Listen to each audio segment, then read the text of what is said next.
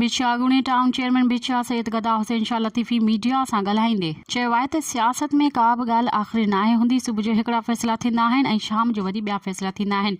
मखदूम ख़ानदान सां के बि ज़ाती इख़्तिलाफ़ न हुआ। मखदूम जमील ज़मा महबूब मिठो ऐं शफ़ीक इंसान आहिनि। सियासी मुखालफ़तूं थींदियूं रहियूं आहिनि, ज़ाती मुहबतूं क़ाइम दाइम आहिनि। हिन दफ़े वरी असांजे विच में जेका सियासी मुखालफ़त हुई ॻाल्हियुनि जे ज़रिए ख़तमु करे ठा कयो आहे। वॾी इलेक्शन हुजे या वरी नंढी इलेक्शन, असां हाणे मखदूम ख़ानदान सां गॾु हूंदासीं ऐं इंशाअल्लाह शहर जी तरक़ीअ लाइ जेका क़ुर्बानी ॾियणी पई असां ॾींदासीं। मखदूम जमील ज़मा बि जल्द भिक्षा ईंदा ऐं दोस्तनि सां मुलाक़ात कंदो। मखदूम ख़ानदान जा असांजा पुराणा तालुकात आहिनि। मखदूम जमील ज़मा जंहिं बि तख़ता इलेक्शन में ईंदा असांजी भरपूर साथ हूंदो ऐं वरी इलेक्शन में असां मखदूम ख़ानदान जे वर्क ऐं सुठी मोट ॾींदासीं।